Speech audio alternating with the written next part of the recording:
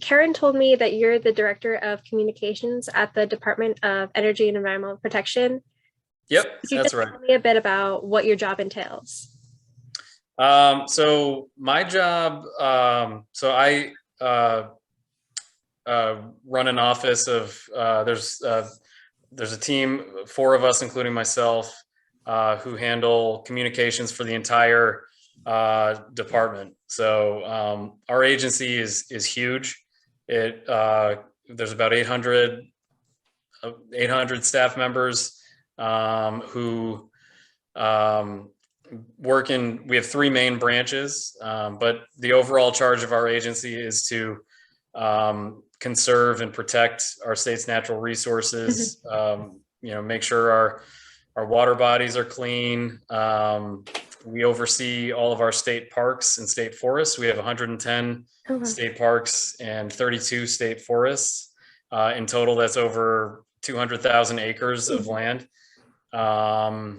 And we also have a branch that uh, administers all of the energy policy for the state, and is in charge of trying to decarbonize our electric grid.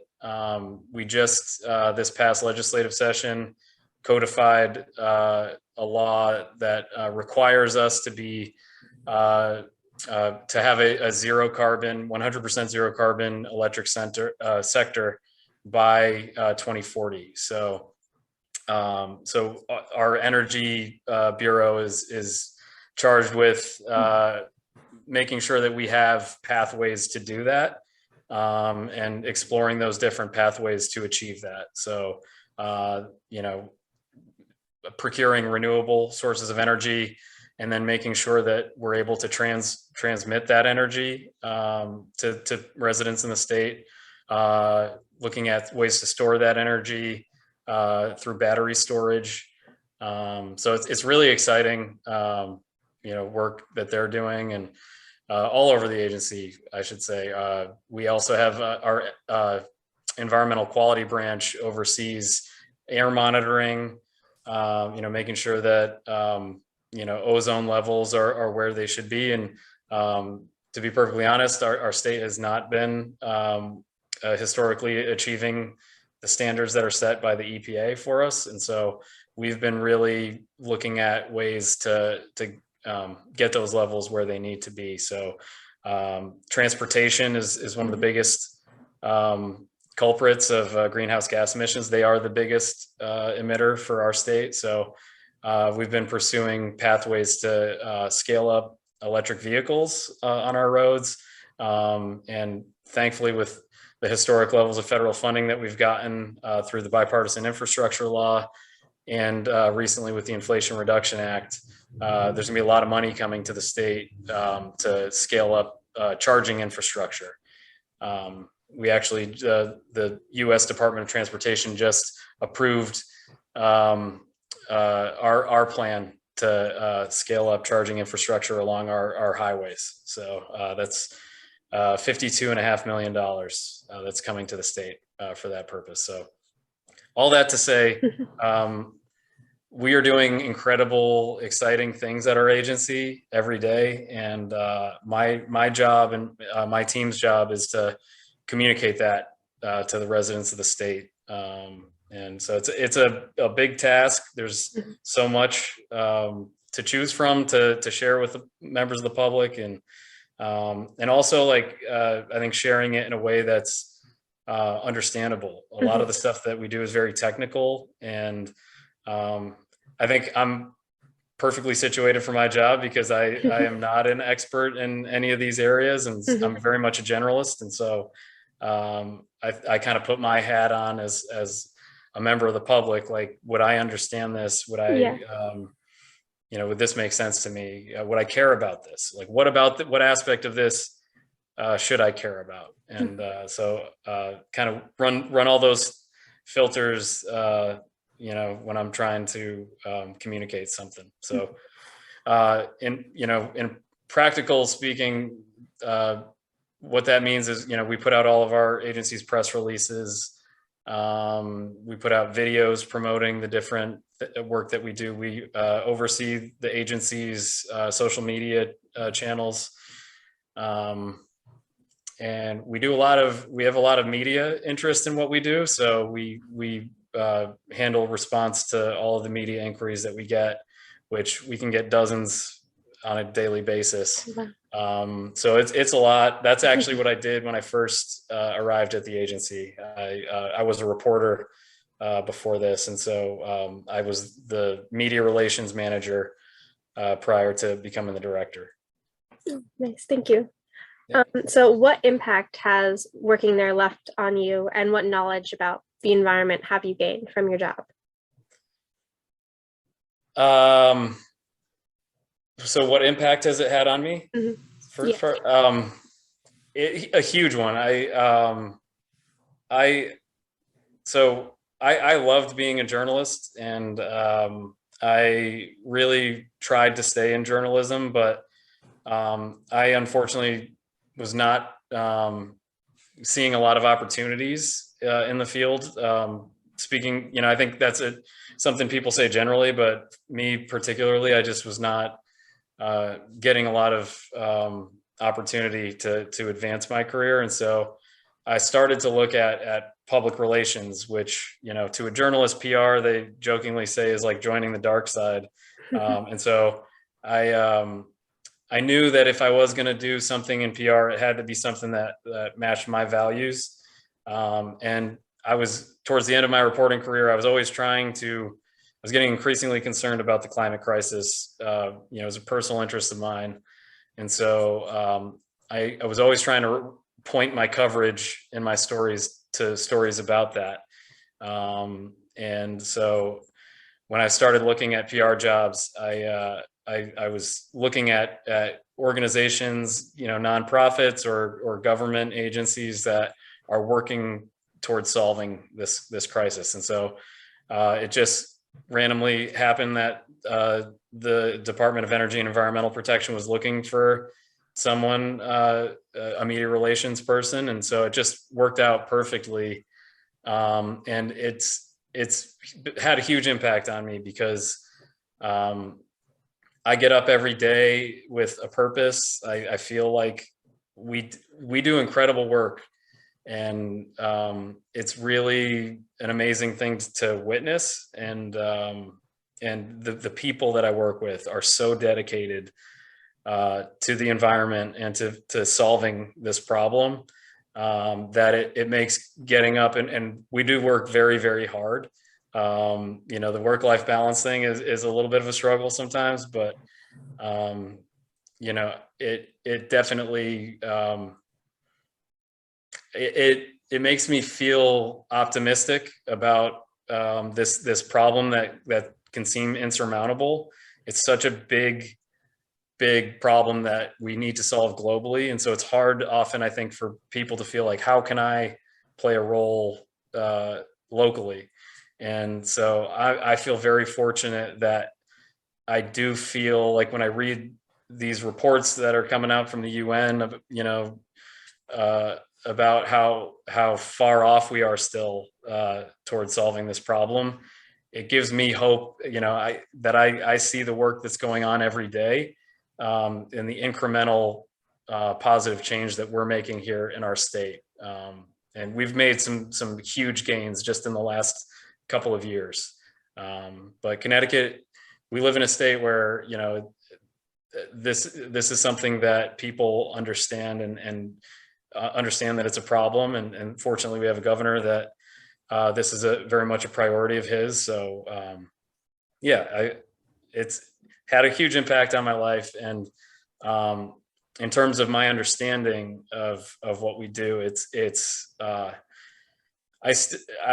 I'm very lucky because when I joined the agency, I was answering all these media requests all the time. So it's a great way to learn a lot very quickly because you're chasing down answers all the time.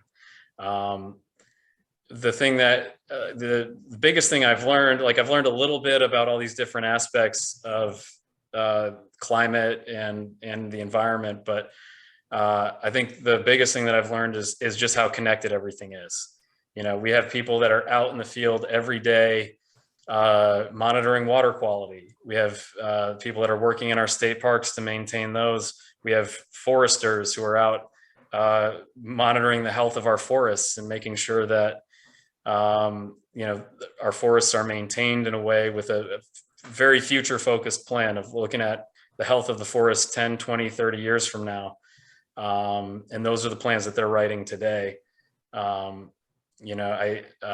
We have emergency management people, like hazmat response people, who are responding to hazardous material spills happening all the time. And so it's just this just a very symbiotic thing. The environment, it's a big umbrella. It touches everything, every aspect of our lives, our health.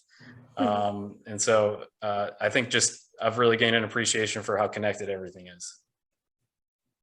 That's great. So for the Songs to the Soil concert, I composed an original piece kind of with a focus on climate change and kind of inspired by that, and how over time, like, we gradually lose things and we might not notice that until after the fact. So I wanted to ask you, what changes have you noticed in our climate and environment, and what do you think that we can do to fix those changes? Absolutely. Unfortunately, we often talk about these changes that are not far off, right? We're talking about them. We often, so we work with UConn's Circa is their climate arm, and we often share numbers that they provide us in terms of the modeling scenarios that they've looked at. And by 2050, we're expected to see 20 inches of sea level rise here on our shore, and we're expected to have 20 90 plus degree days every year, and all these just horrifying things, increased more impactful storms, that really cause a lot of damage, shut down, disrupt supply chain, shut down people's ability to go to work, knock out power, which impacts people's health, their ability to eat or keep medicine refrigerated, things like that. We are seeing those things happening today. We've already, we had an extraordinary heat wave this summer. We've had more intense drought periods this year, and then back in 2016 we had a really bad one. Last year we had intense rainfall and just pockets, right? So we're seeing these just more drastic, dramatic, impactful storms and heat waves, and that's only going to increase unless we continue to fight this problem. So, what we're doing is, the work that we do at our agency every day is for this purpose. I mean, we proposed legislation this past year through the governor's team proposed, with input from our team, legislation to not only to codify our 2040 electric sector target, and the good news is we're well on our way to achieving that target. We've done great work to decarbonize our electric sector over the last 2 decades. So we're well positioned there, and we have offshore wind procurements that are going to be coming online in the next 5 years.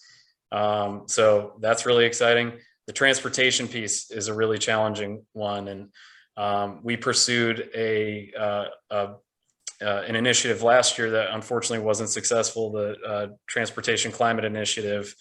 It didn't get called by the legislature. So, but fortunately, we had legislative champions in the Environment Committee and in the Transportation Committee that took elements of that initiative and put it into a bill called Senate Bill 4, which passed and was signed by the governor, is now a law, Public Act 22-25, which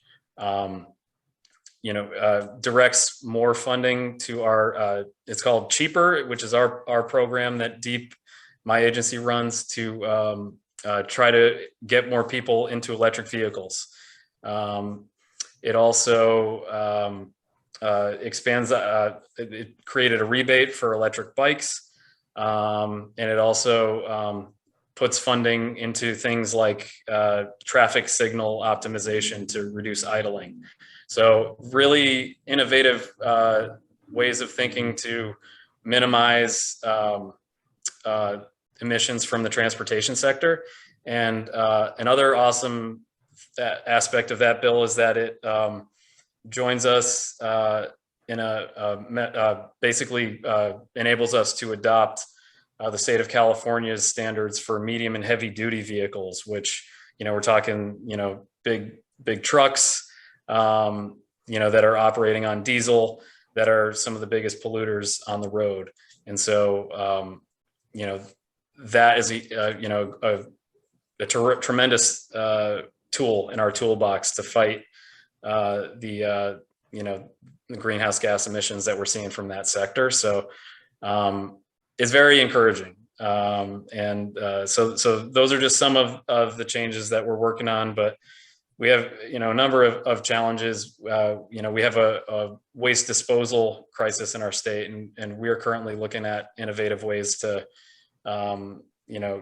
dispose of our waste in a sustainable way that isn't just landfilling waste, and it isn't burning waste in the atmosphere either. So we're looking at things like food scrap diversion, basically having people divert food scraps from their trash, which is, very heavy and, can be turned into energy. So finding ways to scale up those processes is something that we're actively working on and really excited about. So there's a lot to be optimistic about, but it is like just every day kind of just chipping away incrementally, and over time we'll see that these policies and programs will hopefully make a big dent in that issue.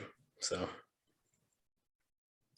I have just one more question for you. Sure. You mentioned earlier that the climate crisis can seem really overwhelming for people. So what is a piece of advice you would give someone who wants to do their part but might not know where to start?